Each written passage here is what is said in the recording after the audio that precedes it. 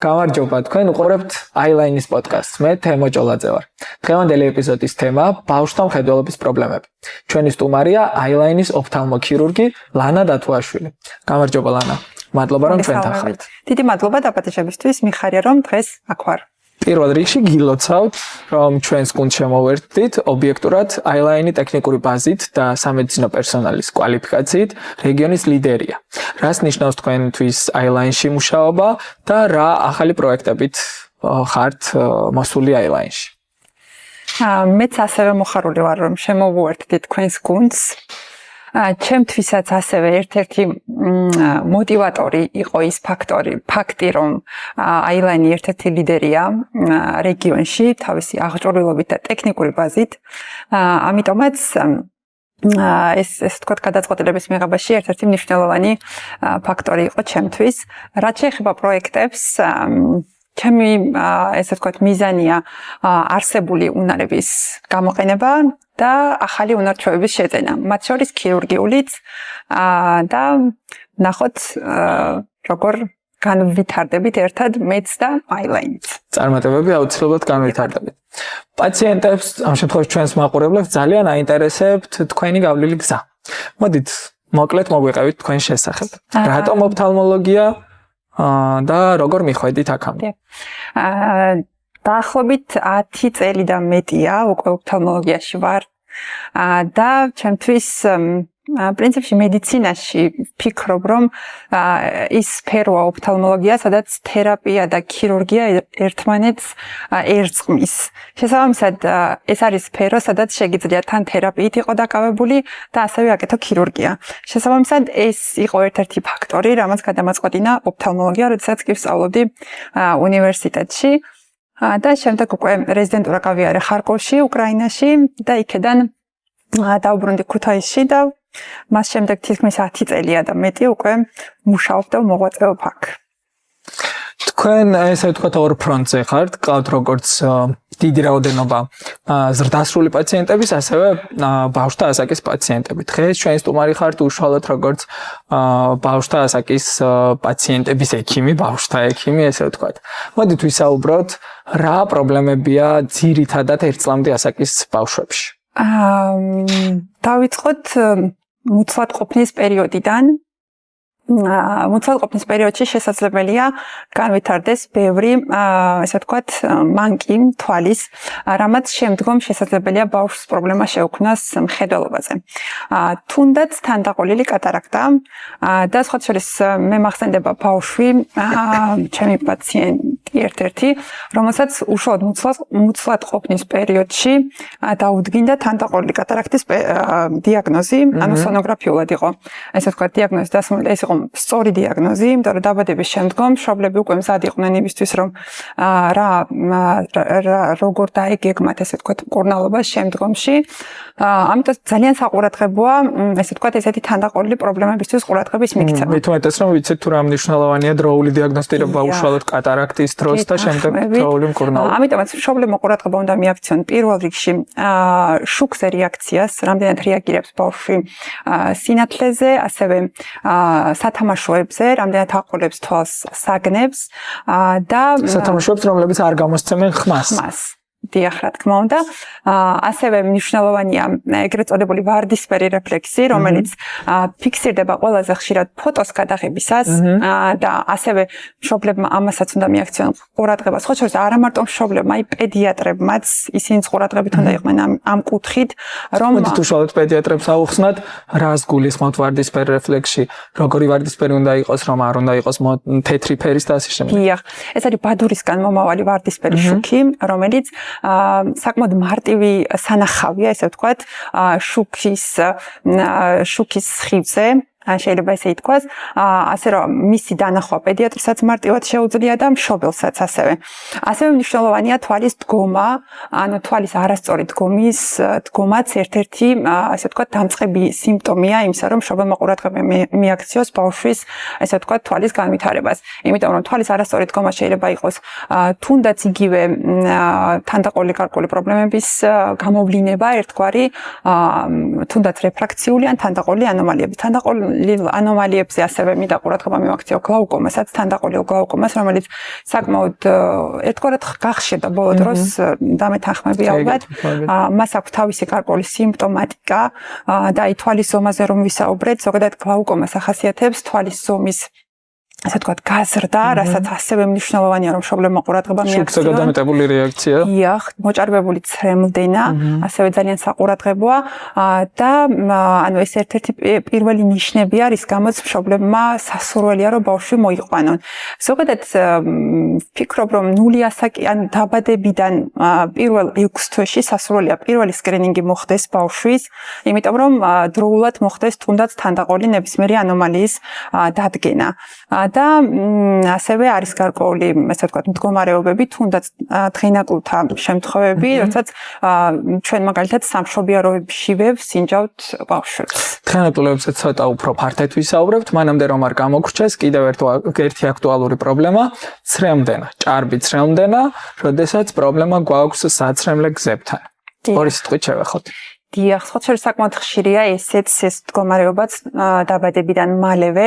ბავშვებს აქვთ საცრემლი არხის ანუ შევიწროება, ერთგვარად სტენოზი, რომელიც იწვევს მოჭარბებულ ცრემლიანობას თვალიდან. შეიძლება ეს იყოს ერთი თვალიდან, ასევე შესაძლებელი იყოს ორივე თვალიდან ეს მდგომარეობა, რაც საჭიროებს დასაწყისში მედიკამენტოზურ მკურნალობას და იგივე საცრემლე გზების მასაჟს და თუ კი ამან შედეგი არ გამოიღო, შემდგომ ვაკეთებთ ზონდირებას. ეს არის მანიპულაცია საკმაოდ მარტივად ჩასატარებელი, რომელიც შეიძლება ჩატარდეს თუნდაც წლამდე ან წლის ასაკშიც გააჩნია მდგომარეობას, იმიტომ რომ არის ხოლმე შემთხვევები, როდესაც გამონადენი იმდენად უხვია, რომ ბავშვს ეს რეალურად ძალიან აწუხებს, ასე რომ სიმპტომურად გააჩნია ვისროდის სჭირდება არხის გახსნა. ხო, თუმცა მე მაინც წლამდე მხოლოდ მასაჟით შემოვიფარგლები და მაგას მაგიტომ დავაზუსტე, რომ გააჩნია რამდენად უხვია გამონადენი, იმიტომ რომ არის ხოლმე შემთხვევები, რომ იმდენად უხვია ეს მოყვითალო ჩირქოვანი გამონადენი ბავშვს აწუხებს, მე აღზიანებს კანსაც რეალურად თვალის ირგვლივ და რეალურად ამის გამო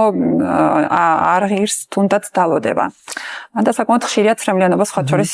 მოდი აქვე გავაფრთხილოთ მშობლები, რომ კომბინირებული პრეპარატები, რომლებიც დექსამეტაზონს შეიცავს, უბრალოდ ესე თვითნებურად არ უნდა გამოიყენონ და აუცილებელია თვალის სრულად დათვალიერება და შეფასება, იმიტომ რომ ყველაზე ხშირად მშობლები იყენებენ უშუალოდ პრეპარატებს, რომლებშიც კომბინაციით შეიცავს ანტიბიოტიკს და დექსამეტაზონს, რაც შესაძლოა აღმოჩნდეს თვალისთვის საზიანო. დიახ.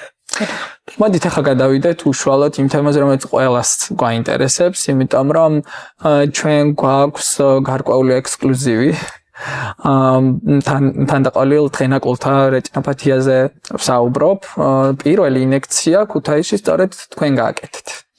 მოგვიყევით ამ დაავადებაზე, რა ასაკის ბავშვებში, უბრალოდ რა ასაკის ახალშობილებს, რა ასაკზე დაბადებულ ახალშობილებს შეიძლება ჰქონდეთ უშუალოდ თანდაყოლილი რეტინოპათია დღენაკლთა და რა შეიძლება იყოს ამის მიზეზი. აგვიხსენით რა არის ზოგადად ეს პრობლემა. დღენაკლთა რეტინოპათია სხვა შორის საკმაოდ ასე ვთქვათ სერიოზული დაავადება, იქიდან გამომდინარე რომ იწვევს ბადურის აშრევებასაც კი და ბადურის აშრევება ნიშნავს მხედველობის დაკარგვას.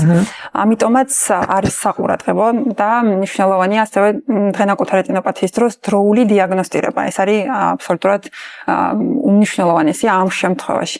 დღენაკლების შემთხვევაში მნიშვნელობა აქვს გესტაციას, რომელ გესტაციაზეა ბავშვი დაბადებული. შესაბამისად, დაბადებიდან დაახლოებით მინიმუმ 2 კვირაში, ან 2-დან 4 კვირამდე მონაკვეთში ვსინჯავთ ახალშობილ ბავშვს სამშობიაროებშივე. შესაბამისად, თუ კი გამოვლინდა დაავადების ნიშნები, დაავადებას აქვს 5 სტადია. მესამე სტადია არის სამკურნალო ეტაპი, რომელიც საჭიროებს, ესე ვთქვათ, დროულ ჩარევას. მეოთხე, მეხუთე უკვე არის გვიანი სტადიები, იგივე ბადურის აშრევება ხდება ამ დროს და სამწუხაროდ საქართველოში ბადურის აშრევების კუთხით ამ მიმართულებით ჯერჯერობით ქირურგია არ არის სათანადოდ განვითარებული. ამიტომაც მნიშვნელოვანია დროულად აი ზუსტად მესამე სტადიის დიაგნოსტირება და მკურნალობა, რომელიც საკმაოდ კარგ შედეგს იძლევა და წეგნო ახსენე პაციენტი და გუშინ თუ გუშინ წინ მყავდა ზუსტად 9 წლის ბიჭი, რომელიც იყო დავადებული დღენაკლული, ჩემს მიერ ნანახი. და მას ჰქონდა ავასტინი გაკეთებული. რაც ეხება ავასტინს, ეს არის პრეპარატი, რომელსაც პრინციპში აქვს არაჩვეულებრივი შედეგები, იმიტომ რომ ჩვენ ამაზე ვმუშაობთ უკვე წლებია და მესამე სტადიაზე ახდენს, ესე ვთქვათ, დაავადების პროგრესირების შეჩერებას. და შემდგომ არის ხოლმე შემთხვევები ასევე განმეორებითი ინექციების საჭიროების, მაგრამ ხშირ შემთხვევაში, ესე ვთქვათ, ერთი ინექციაც საკმარისია ამ შემთხვევაში, მაგრამ ამ დროს დროულ დიაგნოსტირებას აქვს absolutely მნიშვნელობა. მოდით ავხსნათ, თუ რა სახის დღენაკლულებზეა საუბარი, რამდენი კვირის დღენაკლულებზე და რა წონის. კი, ანუ განსაკუთრებით საყურადღებოა 34-36 კვირამდე დაბადებული ახალშობილები 2 კილომდე წონით. ასევე მან მნიშვნელოვანი ოქსიგენაციის ხარისხიც, რამდენად იყო ბავშვი ჟანგბად დამოკიდებული დაბადების შემდგომ. რეალურად მექანიზმი დაავადების ის არის, რომ ვასკულარიზაცია, რომელიც მუცლადყოფნის პერიოდში მიმდინარეობს, ვერ ასწრებს დასრულებას. შესაბამისად, ბავშვი იბადება ავასკულარული ბადურით. იმიტომ რომ ბავშვი დაიბადა ადრე. დიახ, და შესაბამისად, ეს სისხლძარღვები, რომლებიც სინამდვილეში მუცლადყოფნის პერიოდში უნდა გაცვლილიყვნენ ბადურაზე, ხდება, ასე ვთქვათ, გარკვეულ ზონამდე მიდის მათი ზრდა და შემდგომ ვითარდებიან არასწორად და იწვევს ეს ყველაფერი, ასე ვთქვათ, ბადურის დაზიანებას შემდგომში. მკურნალობის მეთოდებზე ფაქტიურად უკვე ისაუბრეთ, რომ ეს არის ავასტინის ინექცია, რომელიც უშუალოდ თვალში კეთდება. კიდე რა მკურნალობის მეთოდებია და უკვე თქვით, რომ ქირურგია ამ მხრივ ჯერ კიდევ საქართველოში არ არის იმდენად განვითარებული, რა პერსპექტივა აქვს მსგავსი დიაგნოზის პაციენტებს და სად ვაგზავნით, სად მიდიან ეს პაციენტები? ესე იგი, კიდევ არსებობს მსოფლიოში ლაზერული თერაპია, რომელიც ჩვენთან ამ მიმართულებით ლაზერული კუთხით მკურნალობა არ ხდება, მაგრამ სხვა შორის არ განვიცდით დანაკლის, ესე ვთქვათ, ამის გამო, იმიტომ რომ ავასტინსაც საკმაოდ კარგი შედეგები აქვს. რაც შეეხება შემდგომ უკვე ქირურგიის საჭიროებას, საბედნიეროდ არ გქონია ბევრი შემთხვევა მსგავსი, თუ კი გვაქვს ვამისამართებთ ხოლმე უცხოეთში. ირგვლივ სომხეთშიც კეთდება მსგავსი ქირურგია, თურქეთში, გააჩნია თვითომშობელი, გარკვეულ ვარიანტებს ჩვენ ვაწვდით და შემდგომ თვითომშობელი ირჩევს, სად ურჩევნია რომ წავიდეს. მოდით განვიხილოთ ესეთი სურათი, რომ დიაგნოსტირება მოხდა დროულად, ავასტინის ინექცია გაკეთდა დროულად, რა გართულებები შეიძლება გამოიწვიოს მიუხედავად ამისა? შორეულ გართულებებს თუ გულისხმობთ, ეს შეიძლება იყოს ერთგვარად რეციდივებიც ახასიათებს, გააჩნია, როდესაც ავასტინს აკეთებ, რა ტიპის ავასკულარული ბადურა, რა ფართობზე იყო ეს სისხლძარღვოვანი გავრცელება, სისხლძარღვები გავრცელებული ბადურაზე და რა ნაწილი იყო ბადურის ავასკულარული, ამას აქვს ძალიან მნიშვნელობა. შესაძლებელია რეციდივი და ამ დროს შესაძლებელია ავასტინის ინექციის მეორადი გამეორებაც დაგვჭირდეს.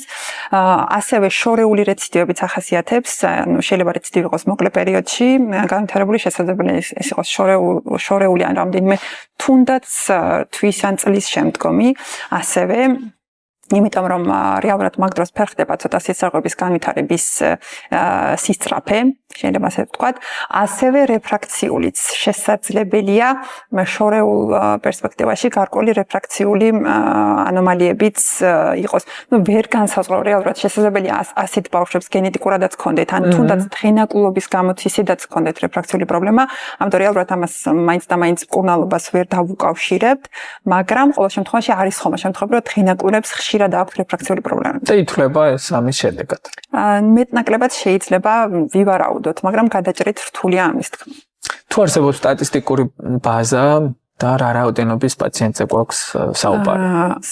როგორ გითხრათ, წლიურად დაახლოებით, აი თვის მანძილზე მე პირადად მყავს დღენაკლულების დაახლოებით 20-30-მდე ალბათ გააჩნია თვესაც, ანუ გააჩნია დღენაკლულების თვეს და წელსაც, აი დღენაკლულების გარკვეული კორელაციაც არსებობს, შეიძლება ისე დავარქვათ, ანუ არის თვეები, როცა დღენაკლულები იბადებიან უფრო ჭარბად, შეიძლება ეს ცოტა ისე ჟღერდეს, მაგრამ ყოველ შემთხვევაში გააჩნია. თუ განსაზღვრად შეიძლება წლიურად მყავდეს დაახლოებით ალბათ 200-250-მდე დღენაკლული მე პირადად. საკმაოდ დიდი ციფრია. პლუს მინუს ახლა ცოტა გამიჭირდება ზუსტი ციფრის. ვაწარმოოთ სტატისტიკა. მე მგონი კარგი. კი, არის. თან მინდა დავამატო, რომ ჩვენთან ანუ ანუ რეალურად დღენაკულების მიმართულება ეს თემა საქართველოს შემოიტანა ბატონმა საზახოტენაშვილმა. ეს იყო 2000 ალბათ 10 წლამდე, შემდეგ შემოვერდი მე, ბატონმა ზაზამ ეს ყველაფერი დღესდღეობით გადააბარა ბატონ ირაკლი აბულაძეს, ნიუ ჰოსპიტალში შემუშავებს ბატონ ირაკლი, რომელიც დღემდე კურირებს ამ თემას და ზოგადად ეს დღენაკულების თემა საკმაოდ ანუ ამ მიმართულების სპეციალისტები საკმაოდ ცოტაა საქართველოში. შემიძლია გითხრათ, რომ 5 ვართ, 3 ძალიან საჭირო და აუცილებელი. კი, 3 აქედან მუშაობს თბილისში, 1 ბათუმში და ესე ვთქვათ მე იმერეთის რეგიონში და კარგია რომ ჩვენ რეგიონში ყავს საინე და სპეციალისტია. მადლობა. დიახ, და ნუ რეალურად ჩვენ ვცდილობთ ან ძირითადად ჩვენი ესე ვთქვათ პაციენტების მეტი წილი ანუ ჩვენ რეალურად დავდივართ კლინიკებში, ამ შემთხვევაში ახალშობილთა რეანიმაციაში და იქვე ხდება ბავშვის პირველადი გასინჯვა. შემდეგ ეს ბავშვები როცა ეწერებიან, თუ კი უწევთ გეგმიური სკრინინგი, მოგმართავენ კლინიკებში და ვაგრძელებთ მათ დაკვირვებას, მანამ სანამ ეს დღენაკუთა რეტინოპათია ბოლომდე არ ალაგდება და ესე ვთქვათ ბავშვი არ იქნება უსაფრთხოდ იმისთვის, რომ ესე ვთქვათ გავწეროთ. და უკვე შემდეგ ალბათ სხვა ექიმებთან ხდება დაკვირვება. რა თქმა უნდა, თუ კი რეფრაქციული პრობლემა ასევე ვაკვირდებით და შემდგომ ვაგრძელებთ დაკვირვებას ამ მიმართულებით, ასე რომ, ნუ, დღენაკუთა რეტინოპათიის გამო დაკვირვება მიმდინარეობს მანამ, სანამ ესე ვთქვათ ეს დაავადება ბოლომდე არ იქნება ჩავლილი მათთვის. თქვენი გადმოსვლით აილაინში, აილაინს კიდევ ერთი ფუნქცია დაემატა, ეს არის სიელმეების ქირურგიული მკურნალობა. მოგვიყევით სიელმეებზე 2-3 სიტყვით. ცალკე გვექნება ეპიზოდი აუცილებლად როგორც რეფრაქციულ მანკებზე, ასევე სიელმეებზე, მაგრამ გითხარით რა შეემატა ამით აილაინს. რაც შეეხება სიელმეებს. სიელმე არის ესე ვთქვათ ნერვკუნთოვანი დისბალანსი, რომელიც გამოწვეულია როგორც რეფრაქციული, ასევე უშუალოდ ნერვკუნთოვანი ბალანსის დარღვევით. ეს მოგვეხსენება. უბრალოდ მიზეზთაგან ყველაზე ხშირად დღეს რის გამოც სიელმე გვხვდება, ეს არის რეფრაქცია. შესაბამისად, პაციენტს პირველ რიგში ჭირდება დიაგნოსტირება, რომ ჭირდება თუ არა სათვალის მორგება მაგალითად, იმიტომ რომ არის დღეს ვსაუბრობთ, არის აკომოდაციური, ესე ვთქვათ, სიელმეები, რომელიც მარტივად სწორდება სათვალით. თუ კი რა თქმა უნდა, სწორად არის სათვალე მორგებული. შესაბამისად, პირველი რასაც ვაკეთებთ არის სათვალის მორგება. შემდგომ ხსნით პაციენტის მშობლებს, რომ ეს არის აუცილებელი სათვალის დარება. ეს არის აუცილებელი და შემდგომ თუ კი სათვალითაც ვერ ხდება ამის, ესე ვთქვათ, გასწორება თვალის და აღმოფხვრა პრობლემის, შემდეგ მივმართავთ ქირურგიას. ქირურგია არსებითად, ესე ვთქვათ, მნიშვნელოვანია, როდესაც ხდება დროულად, იმიტომ რომ განსაკუთრებით ბავშვთა ასაკში გულისხმობ, იმიტომ რომ მოხდეს აი ამ სენსორული ფუნქციების დროული განვითარება, იგივე ბინოკულარული მხედველობის ჩამოყალიბება და ესე ვთქვათ, რომ არ გაგვიზარმაცდეს თვალი. რაც შეეხება მოზრდილ ასაკში, მოზრდილ ასაკშიც თუ კი არის, ასე ვთქვათ, სრულყოფილი მხედველობა თვალში, ამ დროსაც შეიძლება იყოს სიელმე. და თუ არ არის გაორების საფრთხე. დიახ, გაორებას ყოველთვის ვაფრთხილებთ პაციენტს, როცა მოზრდილია, იმიტომ რომ დასაწყისში შეიძლება გქონდეს. მიუხედავად იმისა, არ მახსენდება, რომ რეალურად ვინმეს ხანგრძლივად, ესე ვთქვათ, გაორების კუთხით რაიმე გართულება ქონოდეს, მაგრამ მაინც რა თქმა უნდა ჩვენ ვაფრთხილებთ.